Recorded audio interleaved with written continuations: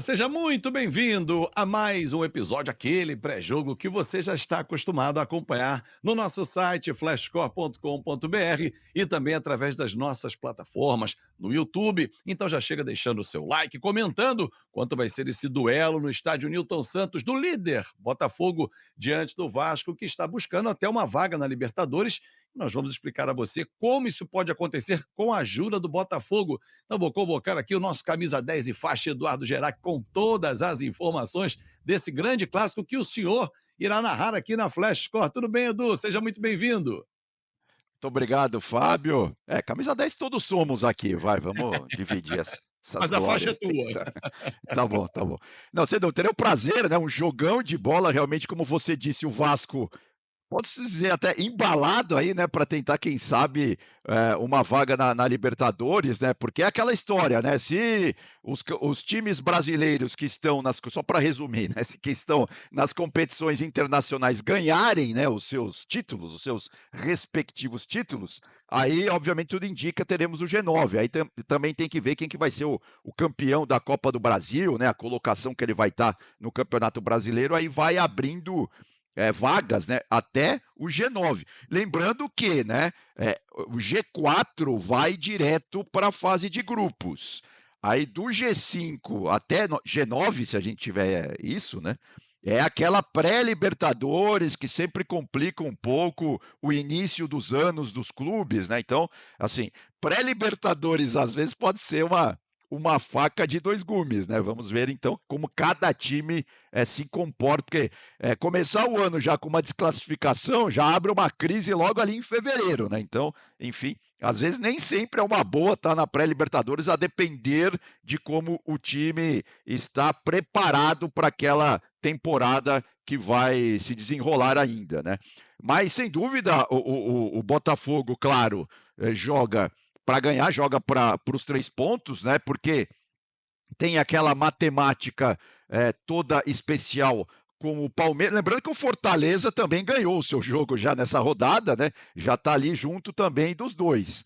E o Botafogo vai entrar em campo já sabendo do resultado do Verdão. Então, assim, é claro que tudo leva a crer que o Fogão será favorito, jogando ainda mais em casa, mas o Vasco, eu venho dizendo já há algumas semanas, que o Vasco tem um time até que bom, um time tecnicamente bastante interessante e tem conseguido fazer boas partidas.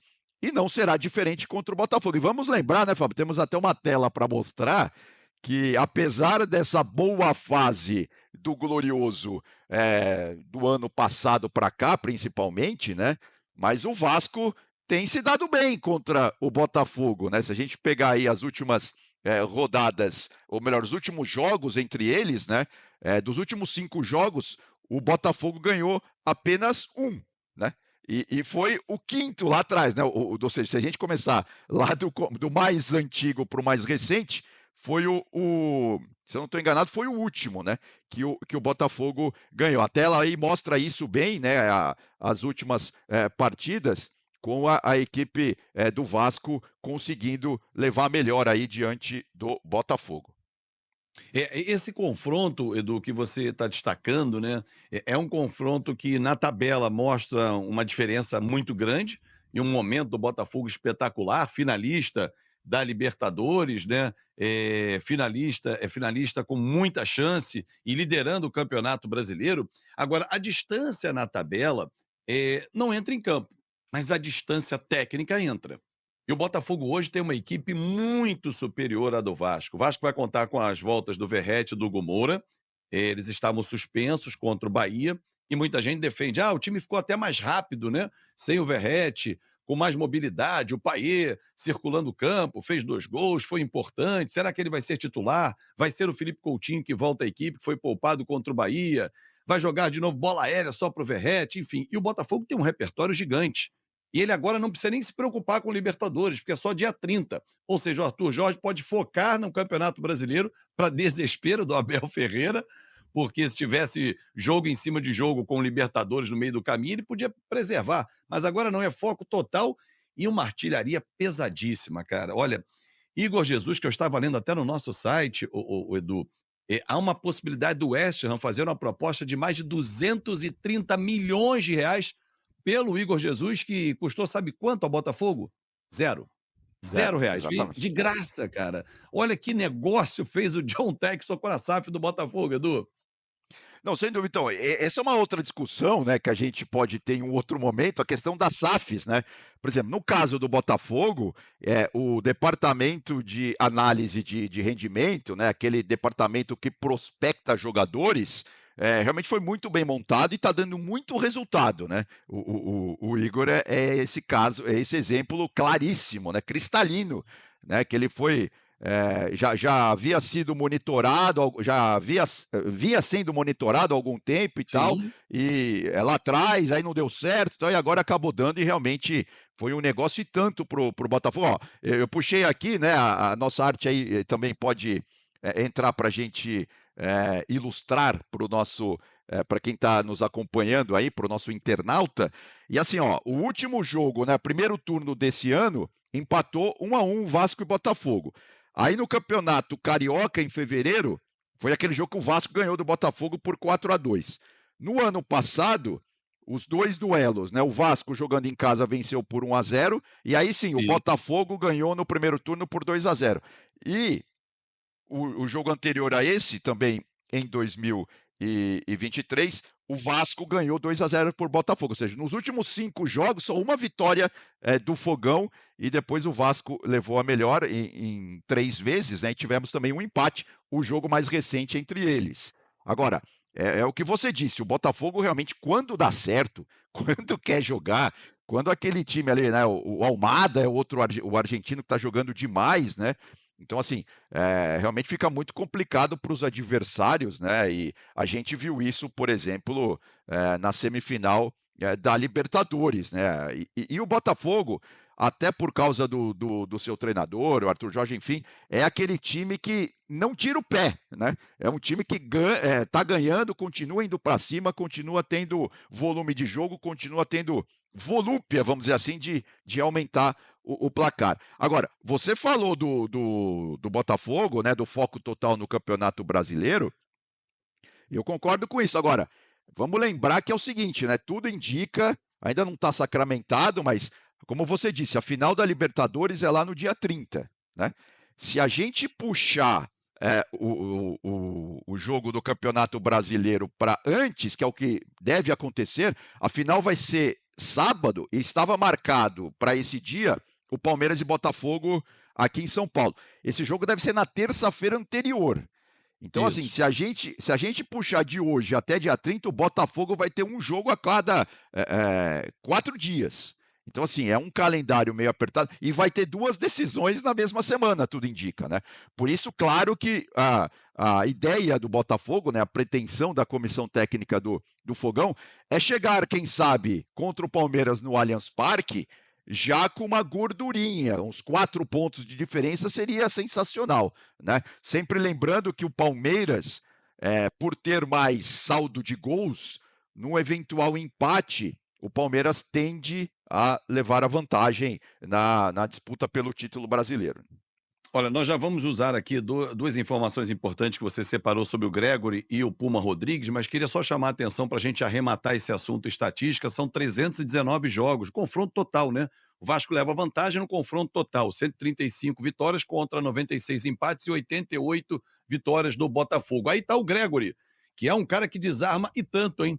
E a gente observa aí, surpreendentemente, o Luiz Henrique, hein? Como desarma, como participa do jogo o Luiz Henrique, porque você vê É, Gregory, Paulo Henrique e Matheus Carvalho, 3 jogadores de marcação. Agora o Luiz Henrique, amigo, Até que, assim, o título é volante que é volante desarma, mas é claro que eu botei 3 pontos de interrogação, 3 pontos de exclamação ali no Luiz Henrique, porque eu sei que ele não é volante, né? Mas é é verdade. exatamente isso, é surpreendente. E olha, Fábio, esses 4, eles estão entre os principais jogadores que desarmam, inclusive, se você pegar o ranking de todos os times, tá? Ou seja, esses 4 jogadores são destaques dentro dos seus respectivos times, mas eles também são destaques em relação ao Campeonato Brasileiro como um todo. Não, sem dúvida, o Gregory tem sido uma peça fundamental ali no meio-campo do Botafogo, né? Lembrando que assim, o Tostão, nesse final de semana, né, na coluna que ele que ele publica na Folha de São Paulo, em outros lugares também, ele falou muito isso, né, discutindo a questão do Rodri, né, que hoje, muitas vezes não se dá muita importância a esse jogador que começa as jogadas, né. E o Rodri, tudo bem, eu não estou comparando o Gregory com o Rodri, tá, muito pelo contrário, eu acho que o Rodri, obviamente, é muito mais jogador que o Gregory. Mas assim, é uma função fundamental essa, né, de você desarmar ali e começar a construir as jogadas ofensivas, do seu time. Então esse, por exemplo, esses 2 jogadores do Vasco, né, que estavam ali na arte, eles também são fundamentais para o Vasco. Quando eles estão numa boa jornada, o time do Vasco, cresce de produção sem dúvida alguma, porque tem mais a bola para jogar, né. Basicamente é isso que acontece.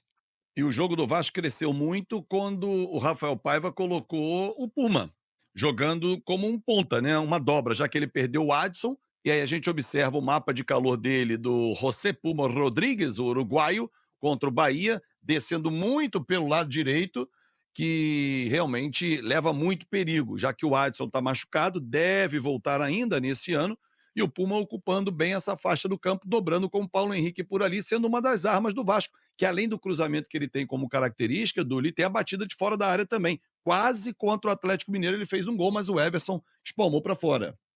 Exato. Não, então, esse exemplo do Pumita, para mim, é sensacional, porque, assim, mostra qual deve ser a referência do Vasco, né. Se a gente pegar o primeiro tempo do Vasco contra o Bahia, e esse é o mapa de calor do Pumita contra o Bahia, tá. Por isso que está bem marcado ali a ponta direita, onde ele realmente mais atuou. Se a gente pegar aquele primeiro tempo do Vasco contra o Bahia, aquilo é que vamos dizer assim, é a meta do Vasco, né, tem que ser dali para cima. O Vasco jogou demais aquele primeiro tempo, eu ouso dizer que acho que foi o melhor primeiro tempo do Vasco na temporada, sei lá. Jogou demais, né, a equipe do Vasco, e é isso, o Pumita ele engatou 10 jogos já agora com o Paiva, né, nessa nova função, e ele ajudou demais. O que deu muito certo, né, foi aquela pressão alta que o Paiva fez contra a equipe do Rogério Ceni, sufocou ali a saída de bola, do Bahia e deu muito certo, né, foi realmente uma aula, né, um nó tático, vamos dizer assim, do Paiva em cima do Ceni naquele primeiro tempo, principalmente, né. E teremos essas emoções aqui na Flash Score do quinto pior visitante, que é o Vasco, diante do quarto melhor mandante, que é o Botafogo nesse Campeonato Brasileiro. Edu, e você vai contar todas as emoções aqui na Flash Score. Então se prepare, que vai ser um grande jogo. Tem uma Sem dúvida. previsão para fazer. Ambos marcam. Pronto. Aí você já Tá vai bom. narrar muitos gols, porque tenho certeza que os dois times vão jogar para cima, porque um quer o Campeonato Brasileiro e o outro quer chegar numa vaga de Libertadores. Um grande abraço, bom jogo, Edu. Valeu, Fábio, brigadão. Beleza, um grande abraço para você também que nos acompanhou aqui nesse nosso pré-jogo. Vamos juntos, na Flash Score você encontra todas as informações em tempo real. Um grande abraço e até a próxima.